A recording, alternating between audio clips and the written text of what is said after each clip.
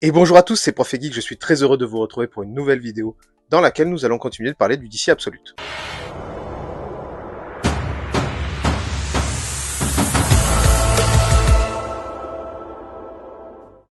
Ah, le DC Absolute, un univers dont je vous ai parlé dans une précédente vidéo dans laquelle je vous ai classé les 5 tomes qui étaient sortis sur différents personnages de l'univers de DC, qui permettaient de relancer un univers un peu différent où l'origin story des personnages était renouvelée.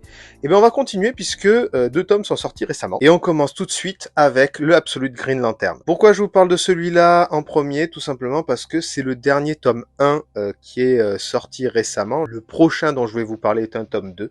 Donc là, on a l'arrivée de Green Lantern dans le DC Absolute. Si vous pouvez voir un petit peu la cover, on n'a pas Hal Jordan ou John Stewart, les héros de l'univers Green Lantern qu'on connaît le plus, mais bien Joe Mulane, dont on avait eu une histoire notamment dans le Black Label avec Far Sector, si je ne me trompe pas, mais que je n'ai pas lu. Il y avait des échos, étaient pas terribles. Il y avait notamment Néophyte qui en avait parlé dans mon souvenir. Alors Green Lantern, comment ça se passe dans cet univers-là? Alors là, c'est vraiment très particulier, là aussi, comme tout le DC Absolute. On a Hal Jordan qui est en train d'errer dans le désert américain, le long d'une route. Hein. Ça fait très penser d'ailleurs à Rambo, puisqu'il rencontre un policier. Il y a un peu le même genre de dialogue que dans le premier Rambo. Et finalement, il va atterrir dans un bar où il va y avoir des scènes de flashback qui vont raconter un petit peu le pourquoi du comment jusqu'à l'arrivée de Joe Mulane. On comprend très vite que la petite ville d'Evergreen a eu des soucis avec l'arrivée d'Abin Sur, celui qui avait d'habitude l'anneau des Green Lantern dans l'univers classique. Mais là, je vais pas trop vous expliquer ce qui se passe. Et on sait pas en fait pourquoi Joe et Hal ne sont plus dans cette ville, prisonniers d'une espèce de bouclier vert. Hein. Je vais pas trop rentrer dans les détails.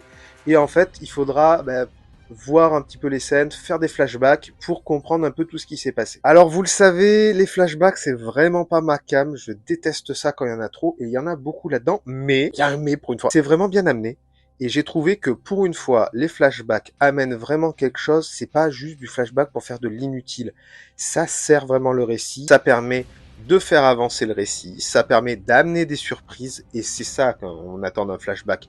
C'est pas faire un flashback sur 150 tomes qui n'apporte rien, c'est vraiment faire un bon découpage. Et là, c'est vraiment la puissance, je trouve, de ce titre-là. Et également, en fait, tout l'univers Green Lantern qui est remanié. Alors, j'attends d'avoir un peu plus de réponses peut-être dans le tome numéro 2. Mais pour l'instant, honnêtement, c'est vraiment un bon point de départ, j'ai trouvé, pour cet univers Green Lantern. L'histoire me plaît beaucoup. Et je vous avoue que ça a été une surprise. Pareil, c'est pas un des tomes que j'attendais le plus quand j'ai appris qu'il sortait, mais honnêtement, j'ai trouvé ça vraiment très très bien. Et si je devais le classer parmi les 5 premiers tomes qui étaient sortis, hein, je le mettrais sûrement en troisième ex-aequo avec Superman, tellement c'était bien. Il y a des bonnes surprises, le dessin est très très bien. Alors voilà une planche dans laquelle on voit Joe Mulane et Hal Jordan en train de manger dans un restaurant. Et voilà, le dessin est plutôt propre, l'action est présente, franchement c'est top. Un tome 1 que je recommande fortement, tout comme l'univers Absolute. Apparemment d'ailleurs il devrait y avoir un Robin Absolute qui a été annoncé aux États-Unis. J'ai vu passer l'info qu'une fois, j'ai pas vérifié je vous avoue, mais si c'est le cas, ça peut être top. En tout cas, je le recommande vivement. Et l'autre tome DC Absolute qui est sorti il n'y a pas longtemps, c'est le tome 2 de Batman, où on voit, je spoil un petit peu avec la cover, hein, mais Bane qui va arriver dans l'univers de Batman, que l'on n'avait pas vu dans le tome 1. Et honnêtement, je viens de le lire juste avant de tourner la vidéo, ça a été vraiment génial. J'ai passé un très très bon moment. Il est un peu plus épais que les autres. Surprise, on ne commence pas par Bane au tout début. Je m'attendais vraiment à ce qu'il arrive à ruer dans les brancards, j'ai envie de dire, mais non, pas du tout. Il y a d'abord quelques chapitres qui commencent par ouvrir le bal. Avant l'arrivée de Bane, il y a toute l'origine story de Bane qui est racontée. On voit un peu ses interactions avec Batman, et honnêtement, c'est vraiment l'un des méchants les plus forts de l'univers de Batman. J'en avais déjà parlé dans Knightfall, il y a longtemps, j'avais fait une vidéo, vous m'aviez demandé de lire le tome 1 de Knightfall, j'avais tout lu d'un coup, et j'avais fait une présentation, allez voir la vidéo, hein, elle était vraiment pas mal. On voit dedans que Bane était quelqu'un de très intelligent qui apprenait à connaître Batman, et on retrouve vraiment ça là-dedans. Bane est intelligent, Bane est fort, forcément, et on voit en fait comment ce Batman-là, qui est plus brutal, moins réfléchi que peut l'être le Bruce Wayne classique, va réagir. Il y a l'arrivée de nouveaux personnages.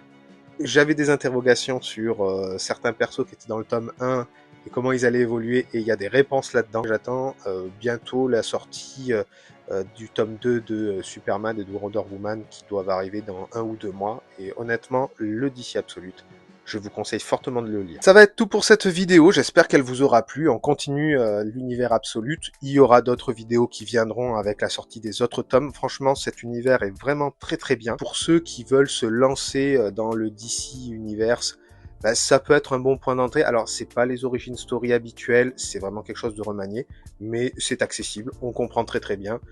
Pas besoin de tout connaître, c'est vraiment quelque chose qui est vraiment bien fait. J'attends les découvertes avec impatience à chaque fois que je tourne des pages, donc vraiment je le recommande. Si la vidéo vous a plu, n'hésitez pas à vous abonner à la chaîne. Alors on avait passé la barre des 1000, on est redescendu, donc j'aimerais bien qu'on la redépasse et faire une FAQ. Ça serait cool de pouvoir répondre à vos différentes questions sur la chaîne, sur moi, sur ce que vous avez envie de savoir, sur la collection peut-être. Donc allez, faites-moi remonter tout ça, partagez à vos amis, n'hésitez pas à mettre des pouces, des commentaires, je réponds à chacun d'entre vous à chaque fois, vous le savez, ça me fait très très plaisir d'interagir avec vous. On se retrouve très bientôt pour une prochaine vidéo. Ciao ciao.